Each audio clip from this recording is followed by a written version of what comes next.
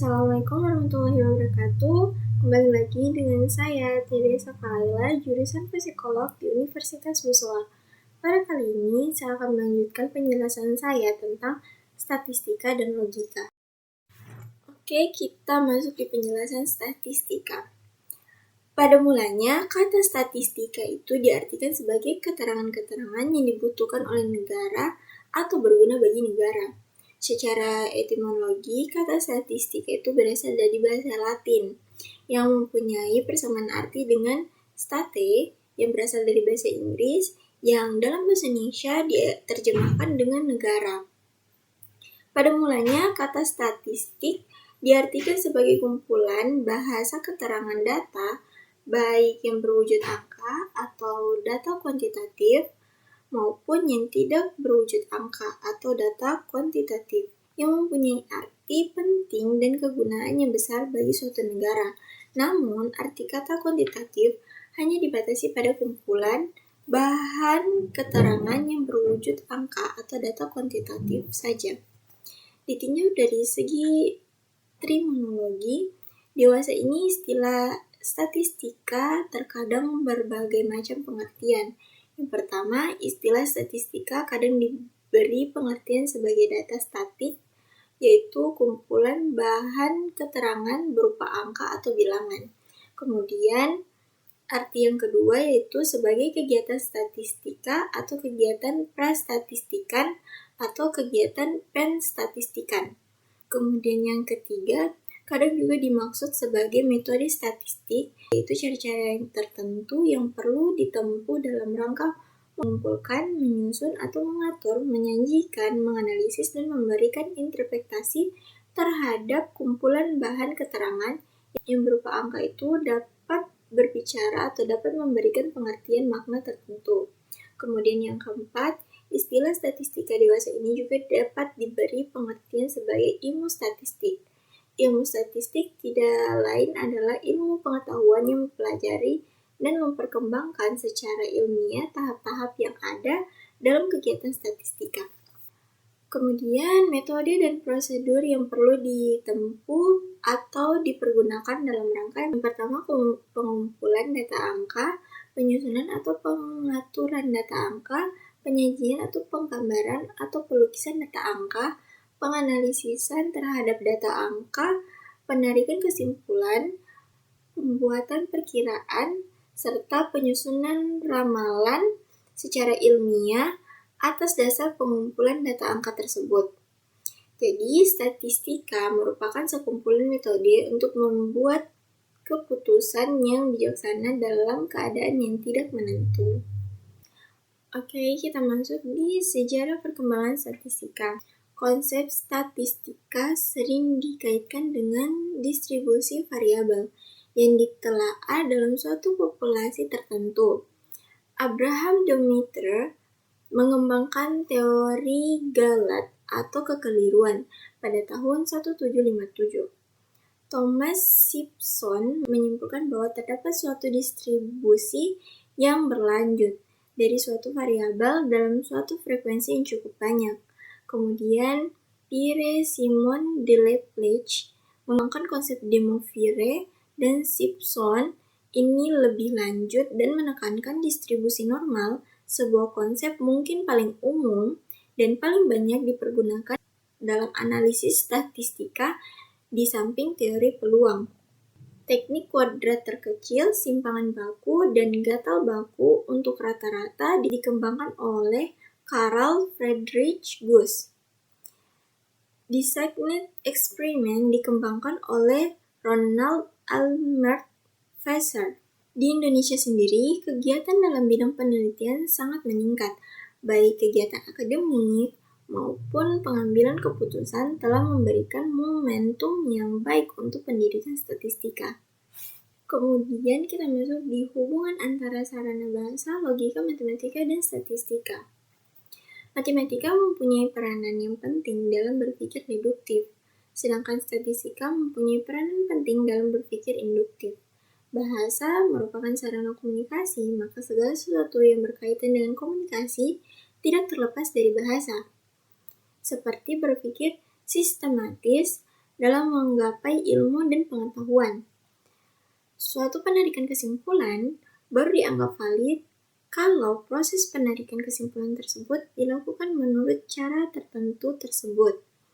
Cara penarikan kesimpulan ini disebut logika, di mana logika dapat didefinisikan sebagai pengkajian untuk berpikir secara sahih. Bermacam-macam cara penarikan kesimpulan, kesimpulan dengan cara induktif, dan kesimpulan dengan cara logika deduktif. Logika deduktif erat berhubungan dengan penarikan kesimpulan dari kasus-kasus individual nyata menjadi kesimpulan umum. Sedangkan logika deduktif membantu kita dalam penarikan kesimpulan dari hal yang bersifat umum menjadi khusus, yang bersifat individual. Matematika adalah pengetahuan yang disusun secara deduktif. Matematika juga merupakan bahasa yang melambangkan serangkaian makna dari pernyataan yang ingin disampaikan. Kemudian, tujuan pengumpulan data statistika. Tujuan dari pengumpulan data statistika dapat dibagi ke dalam dua golongan besar, yaitu tujuan kegiatan praktis dan kegiatan keilmuan. Dalam bidang statistika, perbedaan yang penting dari kedua kegiatan ini dibentuk oleh kenyataan bahwa dalam kegiatan praktis, hakikat alternatif yang sedang dipertimbangkan telah diketahui, paling tidak secara prinsip, di mana konsekuensi dalam memilih salah satu dari alternatif tersebut dapat dievaluasi berdasarkan serangkaian perkembangan yang akan terjadi. Di pihak lain, kegiatan statistika dalam bidang keilmuan diterapkan pada pengambilan suatu keputusan dan konsekuensinya sama sekali belum diketahui. Walaupun begitu, kegiatan perbedaan ini bersifat relatif dan bukan merupakan suatu perbedaan yang hakiki. Kemudian yang kelima, statistika dan cara berpikir induktif. Ilmu secara sederhana dapat didefinisikan sebagai pengetahuan yang telah teruji kebenarannya. Semua pernyataan ilmiah adalah sesuai faktual, di mana konsekuensinya dapat diuji baik dengan jalan mempergunakan panca indera maupun dengan alat-alat yang membantu panca indera tersebut. Penguji secara empiris merupakan salah satu mata rantai dalam metode ilmiah yang membedakan ilmu pengetahuan dengan pengetahuan yang lain. Pengujian merupakan suatu proses pengumpulan data yang relevan dengan hipotesis yang dilanjutkan sekiranya hipotesis itu didukung oleh fakta-fakta empiris, maka pernyataan hipotesis tersebut diterima atau disahkan kebenarannya. Sebaliknya, jika hipotesis tersebut bertentangan dengan kenyataan, hipotesis itu ditolak. Pengujian mengharuskan kita untuk menarik kesimpulan yang bersifat umum dari khusus yang bersifat individual. Pengambilan kesimpulan secara induktif menghadapi kita kepada sebuah permasalahan. Mengenai banyak kasus yang kita hadapi, dalam hal ini statistika memberikan jalan keluar untuk dapat menarik kesimpulan yang bersifat umum dengan jalan mengamati hanya sebagai dari populasi yang bersangkutan. Statistika mampu memberikan secara kuantitatif tingkat ketelitian dari kesimpulan yang ditarik tersebut, yakni makin besar contoh yang diambil, maka makin tinggi pula tingkat ketelitian kesimpulan tersebut. Sebaliknya, makin sedikit contoh yang diambil, maka makin rendah pula tingkat ketelitiannya. Statistika merupakan sarana berpikir yang diperlukan untuk memperoleh pengetahuan secara ilmiah. Sebagai bagian dari perangkat metode ilmiah, statistika membantu kita untuk melakukan generalisasi dan menyimpulkan karakteristik suatu kejadian secara lebih pasti dan bukan terjadi secara kebetulan. Kemudian, peranan statistika dalam tahap-tahap metode keilmuan. Metode keilmuan, sejauh apa yang menyangkut metode, sebenarnya tidak lebih dari apa yang dilakukan seseorang dalam mempergunakan pikirannya. Ada suatu pun yang membatasinya. Walaupun begitu, sangat menolong untuk mengenal langkah-langkah yang lazim dipergunakan dalam kegiatan keilmuan yang dapat dirinci sebagai berikut. Yang pertama, observasi. Ilmuwan melakukan observasi mengenai apa yang terjadi, mengumpulkan dan mempelajari fakta yang berhubungan dengan masalah yang sedang diselidikinya. Kemudian yang kedua, hipotesis. Untuk menerangkan fakta yang diobservasi, dugaan yang sudah ada di rumusan dalam sebuah hipotesis atau teori yang menggambarkan sebuah pola yang menurut anggapan ditemukan dalam data tersebut. Dan ramalan dari hipotesis atau teori dikembangkanlah deduksi.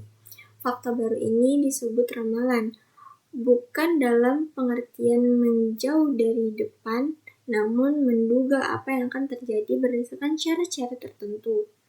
Kemudian yang keempat, penguji kebenaran. Ilmuwan lalu mengumpulkan fakta untuk menguji kebenaran ramalan yang dikembangkan dari teori.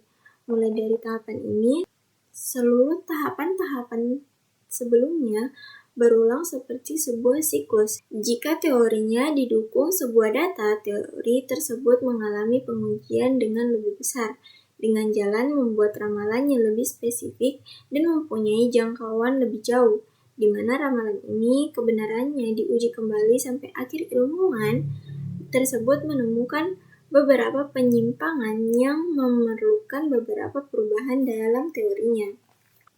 Dalam tahapan ini, sebuah hipotesis dianggap teruji kebenarannya jika ramalan yang dihasilkan berupa fakta. Statistika adalah relevan dalam kedua keadaan tersebut karena masalah yang pokok adalah menentukan apakah data yang diobservasi itu sesuai dengan ramalan atau tidak. Keempat langkah ini menjalin sedemikian eratnya sehingga sukar untuk menggambarkan perkembangan suatu penyelidikan keilmuan dengan skema kita yang kaku tersebut. Kemudian kita masuk di penerapan statistika. Metode statistika secara meningkat makin sering dipergunakan dalam kegiatan NIGA. Salah satu unsur yang umumnya dihadapi oleh para manajer adalah keharusan untuk mengambil keputusan dalam kegiatan yang tidak tertentu.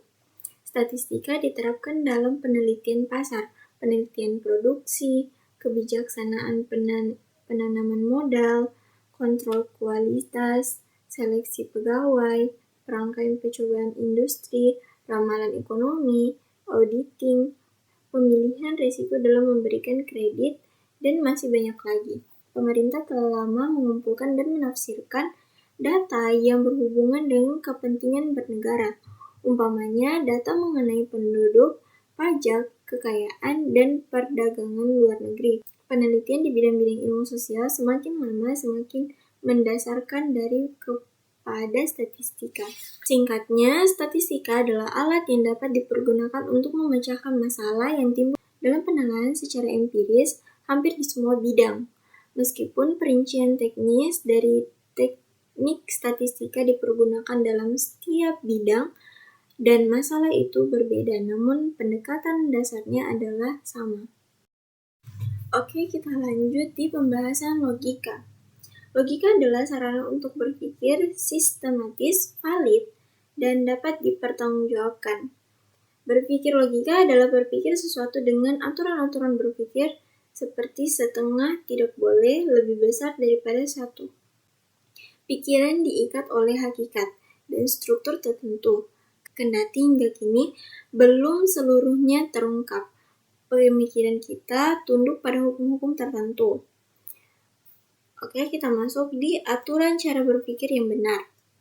Kondisi adalah hal yang harus ada supaya sesuatu dapat terwujud, dapat terlaksana. Untuk berpikir baik, yakni berpikir benar, logis dialektis, juga dibutuhkan kondisi-kondisi tertentu. Yang pertama, mencintai kebenaran. Cinta terhadap kebenaran diwujudkan dalam kerajinan, serta diwujudkan dalam kejujuran, yakni diposisikan atau sikap kejiwaan yang selalu siap sedia menerima kebenaran meskipun berlawanan dengan prasangka dan keinginan, kecenderungan pribadi atau golongannya. Kewajiban mencari kebenaran adalah tuntutan intrinsik manusia untuk merealisasikan manusia menurut tuntutan keluhuran keinsaniannya. Karena itulah kepicikan apalagi kesenjangan Penyempitan perspektif, hakikat tidak sesuai dengan keluhuran insani.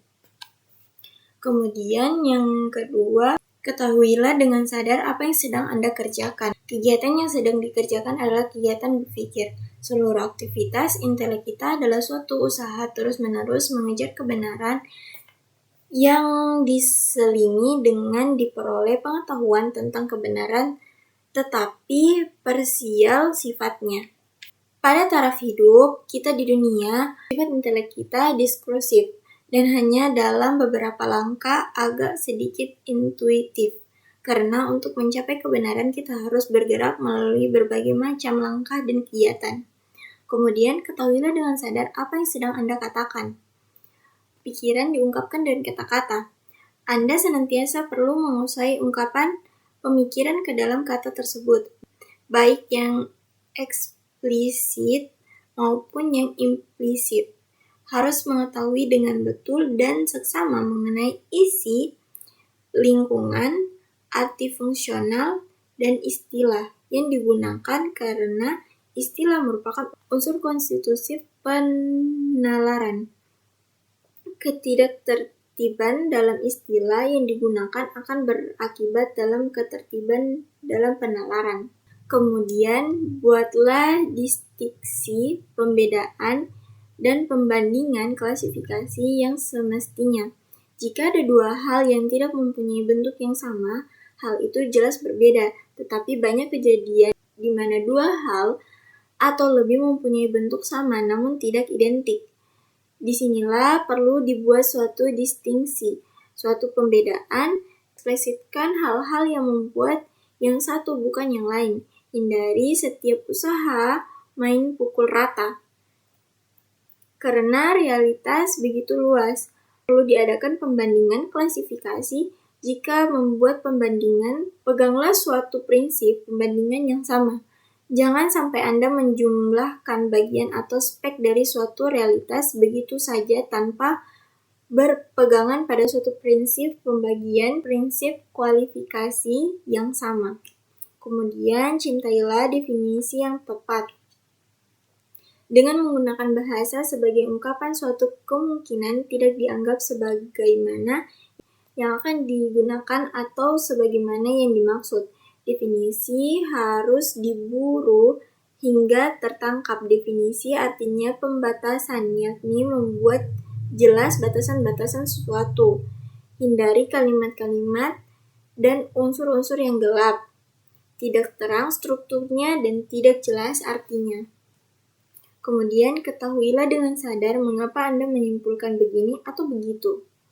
Ketahuilah mengapa Anda mengatakan begini atau begitu. Anda harus bisa melihat asumsi-asumsi, implikasi-implikasi, dan konsekuensi-konsekuensi dari suatu penuturan, pernyataan, atau kesimpulan yang Anda buat.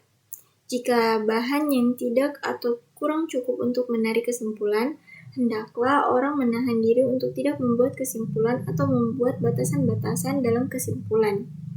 Kemudian, hindarilah kesalahan-kesalahan dengan segala usaha dan tenaga, serta sangguplah mengenali jenis, macam, dan nama kesalahan, demikian juga mengenai sebab-sebab kesalahan pemikiran. Dalam belajar logika ilmiah, Anda tidak hanya mau tahu hukum-hukum, prinsip-prinsip, bentuk-bentuk pemikiran sekedar untuk tahu saja. Anda perlu juga yang pertama dalam praktik menjadi cakap dan cekatan, yakni secara spontan tanpa kesulitan. Berpikir sesuai dengan hukum, prinsip, bentuk berpikir yang betul tanpa mengabaikan dialektika, yakni proses perubahan keadaan. Logika jangan dijadikan mekanik, dan kembangkan kesanggupan mengadakan evaluasi, penilaian terhadap pemikiran orang lain, serta sanggup menunjukkan kesalahannya. Logika ilmiah melengkapi dan mengatur kita untuk menjadi cakap dan sanggup berpikir kritis, yakni berpikir secara menentukan karena menguasai ketentuan-ketentuan berpikir yang baik. Kemudian selanjutnya sanggup mengenali jenis-jenis, macam-macam nama-nama, sebab-sebab kesalahan pemikiran, dan sanggup menghindari juga menjelaskan segala bentuk dan sebab kesalahan dengan semestinya. Kemudian klasifikasi. Kita tidak boleh mengecilkan kegunaan konsep klasifikasi, terutama pada bidang-bidang di mana metode keilmuan dan metode kuantitatif belum berkembang. Sekarang, psikologi telah mempergunakan metode kuantitatif secara lebih sering, namun masih terdapat daerah-daerah di mana konsep perbandingan yang bisa diterapkan. Bidang antropologi hampir tidak mempunyai konsep kuantitatif sama sekali. Bidang ini kebanyakan bertalian dengan klasifikasi dan membutuhkan sekali adanya kriteria empiris yang dapat dipergunakan sebagai dasar untuk perbandingan. Dalam bidang seperti ini adalah penting sekali untuk mengembangkan konsep perbandingan tersebut yang lebih mantap dibandingkan dengan klasifikasi, meskipun belum mungkin untuk melakukan pengukuran kuantitatif. Sering terjadi bahwa sebuah konsep perbandingan kemudian dijadikan dasar sebuah konsep kuantitatif. Contoh yang klasik adalah konsep tentang lebih panas, kemudian dikembangkan menjadi temperatur.